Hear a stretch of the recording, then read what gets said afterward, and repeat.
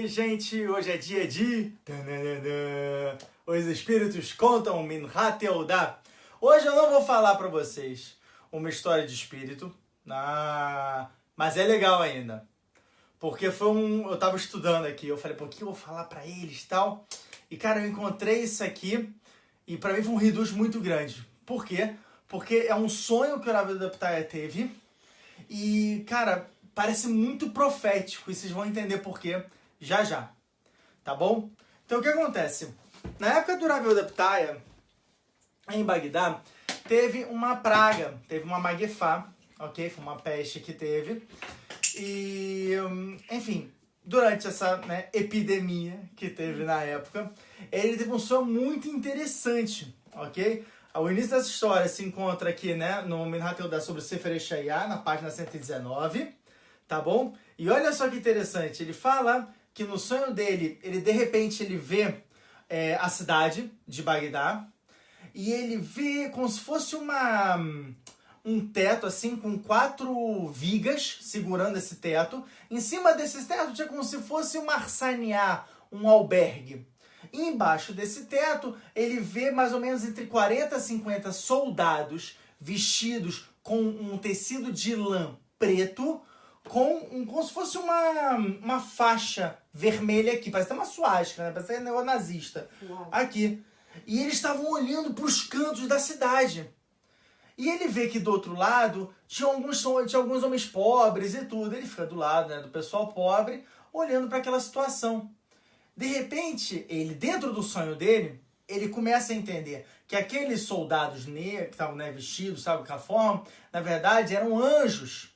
E eles eram os que estavam causando aquela epidemia. Eles iam infectar uma pessoa e voltavam, e infectavam. E eles estavam nos limites da cidade, porque aquilo ali era um decreto específico para aquela cidade. E ele começa a falar com os sábios. Ele começa a falar com os homens pobres, que eram sábios, 3 que estão do lado dele. E ele fala, puxa, que pena, né? Porque se a gente tivesse o Beit HaMikdash, se a gente tivesse os profetas, o que eles faziam? Eles avisavam a gente, antes de vir essa praga, a gente fazia tchuvá, a gente se consertava, e aí a praga não caía na gente. Olha que coisa legal. Também, poxa, é uma pena que nós não temos mais Ruach HaKodesh, que é como se fosse um espírito divino, que ele baixava no tzadik, no justo, e aí ele, de repente, ele também tinha como se fosse uma certa visão. Não era profecia, uma coisa menor, mas ainda assim, ele consegue entender certas coisas além. Desculpa. E assim ele consegue desvendar, ajudar, tal, não sei o que. Ele falou, pô, a gente também não tem isso hoje. Nem Baalei Halomot Amitim, nem pessoas que têm sonhos verdadeiros nós temos mais. Peraí, mas ele tava tendo um sonho. Calma. Isso dentro do sonho dele. E ele falou que nem pessoas que têm sonhos verdadeiros, por exemplo, não vou mudar nenhuma palavra do que está escrito aqui, gente. Ele falou, nem isso tem mais, entendeu? Para poder pelo menos avisar, é um sonho profético, para avisar o que vai acontecer no futuro. E eles falam uma coisa muito interessante. Eles falam para ele o seguinte, Yehuda,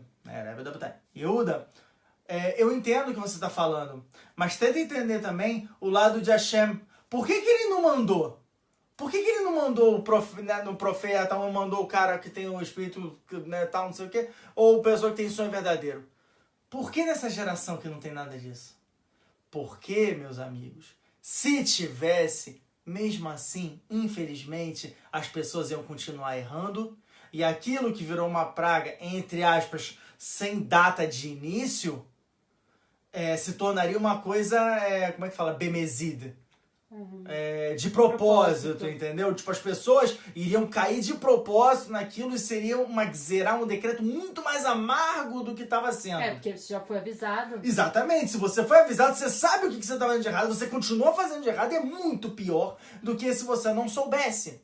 Legal? Então ele fala uma coisa muito interessante, ele fala, peraí, então qual é o motivo dessa praga? E o motivo da praga, olha só que legal. Ele fala, o motivo da praga é que tem Yehudim, os Yehudim da cidade de Bagdá, estão comendo comida taref, estão indo em restaurantes que misturam carne com leite, frutos do mar e tudo. Tudo culpa dos Yehudim. Tudo culpa dos Yehudim. Ele falou, poxa, ele falou, e não somente que eles estão indo em restaurantes que não são judaicos, mesmo nos restaurantes judaicos, também está tendo isso. Aí ele falou, pô, mas peraí, eu tô vendo pessoas, por exemplo, não Yehudim, eu tô vendo Goim, que também estão sofrendo com essa praga. E por que eles estão sofrendo então? Porque eles não têm essa obrigação de comer kashrut. Aí que vem o grande reduz. Eles falam, então, é o seguinte, o anjo ele tem um caminho para perseguir até chegar nesse Yehudi. Se ele for direto no Yehudi e desviar de todo mundo, esse Yehudi morre em 2 dias no máximo. E fica uma coisa explícita, acaba o livre-arbítrio, acaba tudo, fica muito pesado. Ele falou, então, o que ele faz? Só um segundinho, o telefone tocando. Então o que acontece? Se o anjo ele vai reto e vai direto no Yehudi, acaba o livre-arbítrio. Todo mundo sabe, então a culpa é desses caras, entendeu? E vai gerar um ódio contra o Yehudi, né? Que isso já é uma coisa que é do cotidiano do Yehudi, ser odiado. E, enfim, né? Vai gerar Yehudi vai morrer muito mais rápido. O Yehudi vai morrer muito mais rápido, vai acabar o livre-arbítrio, vai ter todos os problemas. Então, como forma de resta, de bondade, o anjo ele faz o seguinte, ele vai andando. Vem um não-judeu que passou pelo caminho, deu azar, entre aspas, porque não existe coincidência. Deu azar dele na hora cruzar com o anjo vai ver na hora, pô, esse cara, mitzvot, né, boas ações, averot, são transgressões. Ele tem mais transgressão do que boa ação? Bom, vai ser infectado também. Mesmo que não tenha a ver com kashrut. Ele falou isso de uma certa forma, uma takata dinim. Isso adocica os decretos, porque fica uma coisa mais leve, mais gente infectada. Em vez de morrer 1 milhão de pessoas, fica 5 milhões infectadas e morre 10 mil, entendeu? Exatamente, porque um ajuda o outro a diminuir. Só isso. Legal? Então, gente, basicamente é impossível a gente não fazer uma correlação sobre esse sonho do Rav Yehuda Ptaya, sobre aquela praga que teve naquela hora e sobre o que está acontecendo agora. É basicamente impossível a gente fazer uma correlação de que realmente, hoje, infelizmente, tem muitos Yehudim que não cumprem com kashrut, que eles não comem isso, e que a grande maioria das pessoas hoje em dia tem mais averot do que mitzvot. Não estou falando que não existam tzadikim, não estou falando isso, muito pelo contrário. Eu sei que, Baruch Hashem, tem muita gente que, poxa, tem muita vontade, realmente quer fazer teshuvah o tempo inteiro, quer voltar de teshuvah, e infelizmente ou não sabe como, ou vive caindo e tal, mas a gente tem que entender que a nossa geração é uma geração que está muito pesada, cara. É uma geração que tem muita porcaria sendo jogada o tempo inteiro na nossa cara, sendo metralhada nos nossos olhos.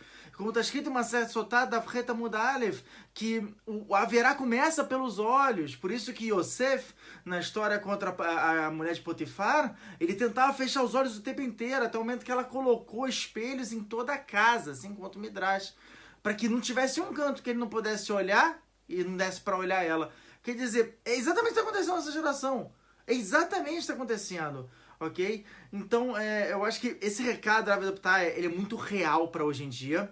Esse recado que eu quero dar para vocês sobre esse sonho, de entender que, cara, como é que eu posso me salvar do corona, por exemplo? Faz chuvar, volta, entendeu? Pô, raciocina, faz... E para peixe amassav, o que significa que faz peixe amassav? Raciocina os seus atos, pô... Cara, peguei alguma coisa, tô um pouco doente, ou então, tô com um princípio, tá estranho, não sei o quê. Pensa, pô, será que eu fiz alguma verá relacionada à minha fala? Será que eu acabei, jogando alguma coisa, tal? Isso pode salvar vidas. Legal, gente? Então, bom, tá aí o recado. Foi um sonho muito pesado do Rav Yehuda Ptaya. E ele escreveu nesse livro, e esse livro não é só pra geração dele, obviamente, é pra todas as gerações. Então tá aí, bom, espero que vocês tenham gostado. Eu tive que fazer agora, nessa última parte do vídeo, que a Camila tá estudando, a Tzadiká. Então, depois ela vai fazer uma revisãozinha, não sei se ela vai editar alguma coisa ou não, mas, bom, enfim. Tá aí, gente, um grande abraço e vamos junto.